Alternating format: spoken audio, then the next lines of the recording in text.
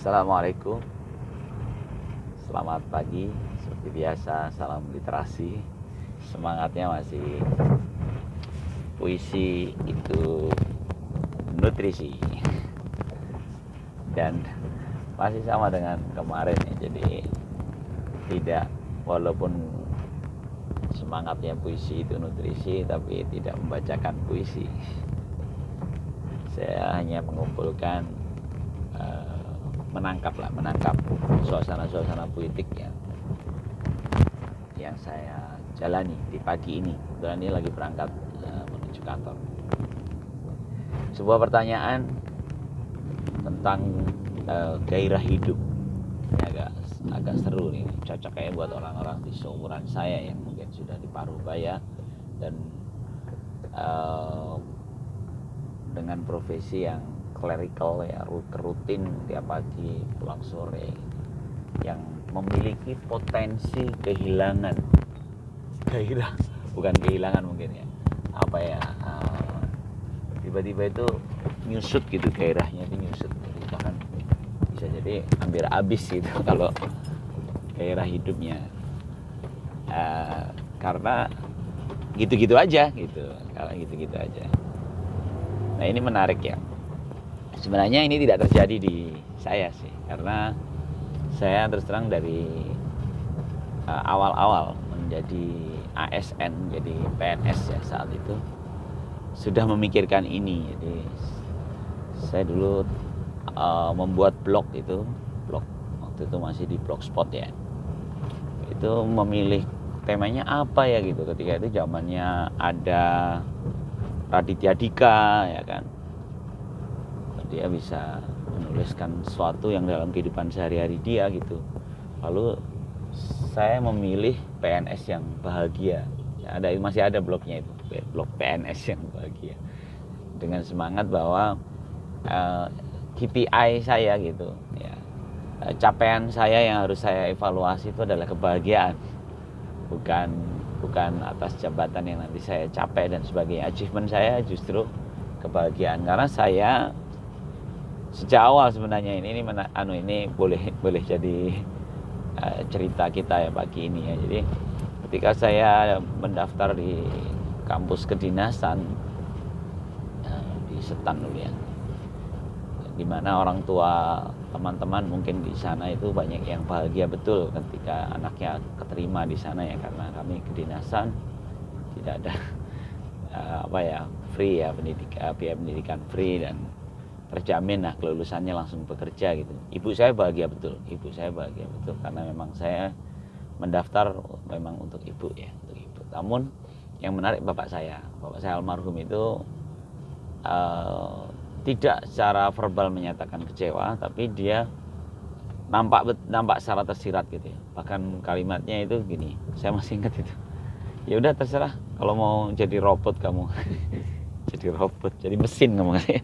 Saya kaget tuh, kok bapak nggak antusias gitu dengan saya keterima di kampus kedinasan itu. Dan di situ saya mulai mikir, oh iya memang ternyata bener banget. Jadi ketika saya mulai kuliah, beberapa mata kuliah yang saya suka justru mata kuliah yang tidak terlalu penting di sana gitu ya. Misalnya kayak dulu saya suka betul pengantar ilmu hukum, itu kan dia filosofis sekali gitu, atau pengantar hukum pajak. Tapi ketika udah ke teknis sekali, ke materi-materi teknis, itu justru itu poinnya lebih besar di sana, karena memang kami akan mendapat tugas nanti secara operasional. Dan itu jujur membosankan saya gitu ya. Saya dulu jadi kuliah itu benar-benar cuma Senin sampai Jumat saat itu, dan saya udah bertekad untuk Sabtu Minggu tidak membuka materi kuliah, karena saya pakai buat ke Gramedia dan baca buku yang lain gitu. Sehingga ketika saya diangkat dan menjadi profesi saya gitu, maka saya tetap menjaga derajat kebahagiaan itu. Saya khawatir akan bosan gitu, dan jadilah itu blog itu ya. Saya kalau iseng-iseng saya buka, ini lucu juga sih, blog PNS yang bahagia itu di awal-awal dulu ya. mengapa harus bahagia, mengapa bahagia yang saya jaga gitu, karena memang tadi ya saya punya potensi untuk bosan di karir ini. Sehingga pertanyaan tentang gairah hidup tadi sebenarnya nggak relevan di saya sih. Kalau saya sih oke aja. Tapi bagaimana dengan teman-teman? Bahkan istri saya itu sudah mulai mengeluhkan itu ya, karena terlalu sama, rimanya sama. Nah, sepertinya ini nyambung dengan bahasan zoom in zoom out ya, zoom in zoom out. Jadi kalau kita memandang skalanya diperluas gitu, kita akan melihat hidup itu seru, dan kita tinggal ambil bagian yang mana gitu. Jadi nggak ada yang sederhana, nggak ada yang remeh, karena ternyata seru kalau kita zoom out ya, kita skalanya kita perlebar. Saya teringat satu materi, namun saya lupa dari buku yang mana ya. Sepertinya Anies Mata yang menulis tapi di salah satu bukunya. Gak apa-apa ya, nanti kalau ada teman-teman yang tahu mungkin boleh dikasih catatannya. Yang jelas gini, seingat saya ini Anies Mata yang menulis. Ada 3 fikih gitu ya, fikih sejarah, fikih waqi gitu. Fikih waqi itu fikih kekinian, dan fikih sunnah. Jadi fikih sejarah itu adalah bagaimana kita memahami masa lalu kita. Lalu fikih waqi itu bagaimana kita memahami kekinian kita, kondisi saat ini. Dan fikih sunnah itu bagaimana kita membaca semua dalam dudukan kebiasaan, dalam kontinuitas gitu, istimroriyah gitu, keberlanjutan, kebersinambungan. Ini menarik ya. Jadi ketika kita bicara tentang perubahan, justru yang pertama yang dipahami adalah masa lalu kita, lalu kondisi kita sekarang, dan bagaimana ini menjadi sebuah pola. Dan kalau sunnah itu kebiasaan, maka itu seperti pola gitu. Karena itu ketika Yusuf Qaradawi dalam satu bukunya Sunnah sebagai pilar peradaban, kalau nggak salah gitu ya judulnya, itu bagus sekali. Dia menyebutkan mengapa sunnah ini kan tidak sekedar hadis ya. Sunnah Rasul itu tidak sekedar hadis, tapi sunnah itu adalah bagaimana hidup Rasul di sepanjang hidupnya dia saat itu menjadi pola. Seharusnya kita hidup itu seperti itu, pola.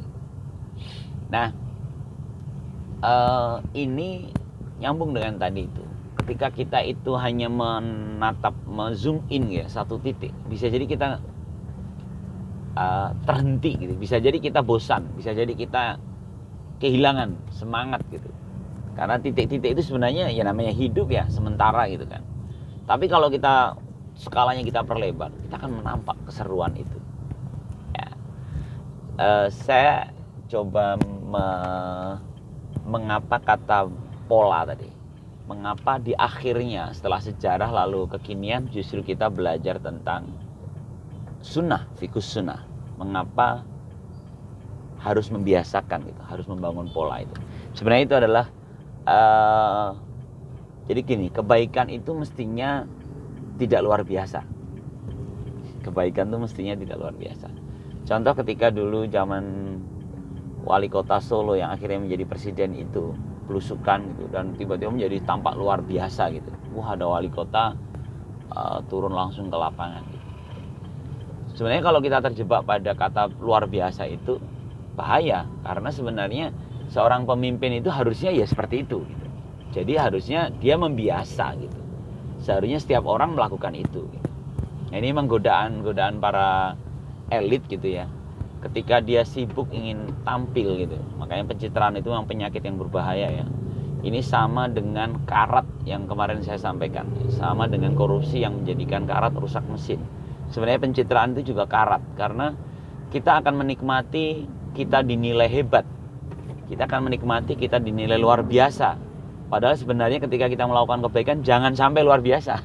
Harus membiasa gitu. Ya. Ini saya teringat cerita seorang teman, ya, nggak usah disebutkan namanya lah ya. Dia ketika kami membicarakan tentang romantisme pasangan gitu, dia cerita, suami saya emang nggak romantis sama sekali, nggak ada kayak gitu-gitu, kalau udah beliin hadiah nggak ada apa gitu kan. So aku bilang, masa sih gitu, karena kebetulan suaminya saya juga kenal gitu, dia orang yang sangat baik ya. Terus akhirnya dia cerita, iya sih, dan terus dia akhirnya mencoba mengkilas, mereview gitu, apa sih gitu yang apa yang telah dilakukan suaminya gitu, ketika teman-teman lain membahas tentang pasangan yang romantis gitu. Ternyata teman saya itu cerita, iya sih suami saya itu kalau makan mesti nyuapin gitu. Tapi itu tuh bukan sesuatu yang romantis, karena itu dari sejak menikah itu gitu. Jadi kalau dia makan tuh dia selalu ingin istrinya ikut ngerasain apa yang dia makan gitu. Ya aku bilang lah itu romantis banget itu gitu. Oh iya ya, tapi soalnya dari dulu gitu, nah gitu kan. Nah ini menarik. Jadi sebenarnya romantismenya suami dia itu baik sekali, tapi karena dia membiasa, seolah-olah nggak luar biasa gitu kan. Nah menurut saya fikus sunnah itu seperti itu. Jadi ketika kita sudah memahami kondisi dulu lalunya seperti apa, kondisi sekarang seperti apa, maka kita membangun pola kebaikan yang itu bisa jadi seolah-olah biasa, tapi itu adalah kebaikan. Nah ini kalau menjawab ke pertanyaan yang awal tadi tentang gairah hidup tadi. Nah bisa jadi gitu ya, bisa jadi seorang yang sudah merasa menemukan pola kenyamanan, pola kebaikan itu, lalu dia merasa bosan, ya nggak sih?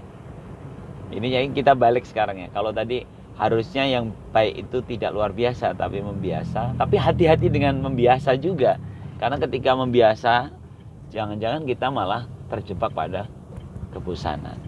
Karena itu kita harus bermain skala di sini, bermain skala. Jadi kalau terlalu sempit kita akan butuh ruang skala yang luas, kita akan meluaskan biar tanpa beban kita itu masih ada dan masih ada tugas-tugas yang lain yang seru gitu ya. Atau kalau itu poin pertama sih, kalau biar nggak bosan ya. Tapi yang kedua mungkin gini juga, selain skala tadi, bagaimana kalau kita memahami bahwa sekitar kita tumbuh gitu.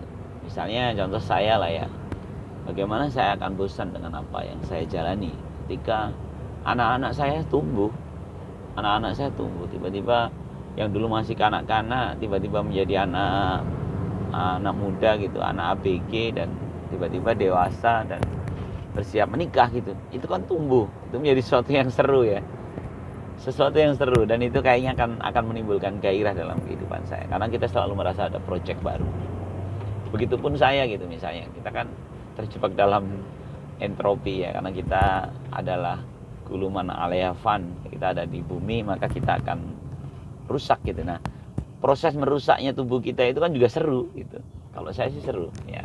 Contoh misalnya bagaimana saya berhenti minum manis gitu. Itu lucu juga itu. Ketika saya tahu cerita orang-orang yang kena diabetes udah mulai mengurangi itu. Yang saya lakukan, saya kayaknya kesiksa ya kalau makan nggak boleh ini, makan ini nggak boleh gitu ya. Karena itu saya minta tolong Allah. Ya Allah, kalau misalnya tolong cabutlah keinginanku yang membuat, yang memang aku udah nggak boleh gitu. Tiba-tiba saya nggak terlalu suka manis, bener-bener nggak suka, jadi tidak saya paksakan gitu. Tiba-tiba saya minum teh tawar, saya minum kopi tawar, kopi pahit gitu. Jadi sudah lama saya nggak minum manis. Saya kehilangan sukaan minum dingin misalnya, tiba-tiba nggak suka aja dingin. Ternyata memang secara kesehatan di usia saya udah waktunya nggak minum dingin. Jadi ketika dibantu dengan Allah, ketika kita meminta Allah untuk memberikan itu, jadi kan itu seru. Nah itu seru untuk meningkatkan gairah. Jadi akhirnya kita ada project, oh di usia sekian saya harus ngapain. Demikian juga ketika ini agak-agak tulul amal ya, saya khawatir tulul amal, terpanjang-panjang angan-angan, tapi saya melakukannya dalam rangka menjaga kebahagiaan saya. Misalnya bagaimana apa yang harus saya lakukan setelah purna bakti, itu kan juga seru. Kalau saya sudah mulai nggak ngantor, apa yang saya lakukan, mulai dipikirkan, dan dengan cara seperti itu gairah hidup kita masih jalan. Dan pagi tadi, subuh tadi, saya memang sedang terpikir tentang itu. Bahkan saya sampai ketika nemenin istri setelah subuh tadi ngobrol, saya sampai search mencari definisi cerdas menurut Islam. Sebenarnya cerdas itu apa sih? Ternyata cerdas menurut Islam itu ada hadisnya tentang cerdas menurut Islam itu adalah bagaimana dia selalu mengingat kematian. Kan ini menarik. Artinya cerdas itu definisi Rasulullah itu adalah ketika dia berpikir jauh ke depan. Cerdas itu ketika dia berpikir jauh ke depan. Jadi semakin jauh ke depan kan kematian. Semakin jauh maka semakin bagus, semakin cerdas. Nah, ketika kita mikir jauh ke depan, berarti kan kita memperluas skala. Nanti di tengah-tengah itu, ketika kita sudah jauh, kita melihat akhirnya, kita akan melakukan hal-hal yang positif. Kayaknya gitu ya, kayaknya gitu. Saya agak malu nih karena bisa jadi saya juga belum bisa mengamalkan ya. Tapi kisahnya Umar bin Abdul Aziz kayaknya bisa kita jadikan obrolan kita di penguat obrolan kita di pagi hari. Udah 15 menit ya. Ya, jadi Umar bin Abdul Aziz itu dia ketika diangkat menjadi khalifah, yang dia gumamkan adalah saya takut api neraka. Saya takut api neraka. Dia seorang yang ganteng, flamboyan gitu ya, keren, terus pakaiannya mewah gitu. Saat dia jadi gubernur kalau nggak salah dulu ya. Tapi ketika dia angkat khalifah, dia mengubah penampilannya menjadi sangat sederhana dan dia gemeteran saat memberikan sambutan karena dia takut neraka. Kebayangkan? Seorang yang lagi diberikan jabatan dia justru gemeteran dan dia melihat akhirnya gitu, ujungnya. Kalau dalam satu ceramahnya itu Ustaz Anis itu menyebutnya, inilah cara Umar bin Abdul Aziz memulai dari akhirnya. Jadi dia ngelihat akhirnya dulu, terus dia akan memulai apa yang harus dia lakukan untuk ketemu di akhirnya itu. Dan akhirnya itu kan antara neraka apa surga gitu kan. Ngeri ya. Keren, tapi keren banget. Dan ya saya jadi malu nih ngomongin gini, jangan-jangan juga nggak bisa. Tapi paling tidak kalau diobrolin kan insya Allah ini menjadi pengingat ya. Jadi jeratan saya juga kalau tiba-tiba saya terlena. Karena ternyata memang kekeliruan-kekeliruan kita itu banyak yang terlahir karena kita pendek melihat kehidupan kita. Terlalu zoom in, kita kurang zoom out, kita kurang memperlebar skala. Kalau kita ngelihat ke belakang jauh kan kadang-kadang kita jadi nggak berani melakukan kesalahan kan, karena tahu risikonya. Sorry ya kemana-mana ya ngobrolnya, semoga ini ada manfaatnya. Kalau enggak ya lupakan, abaikan. Ini hanya cara saya menangkap apa yang saya pikirkan selama saya menyetir berangkat kantor. Salam literasi. Assalamualaikum warahmatullahi wabarakatuh.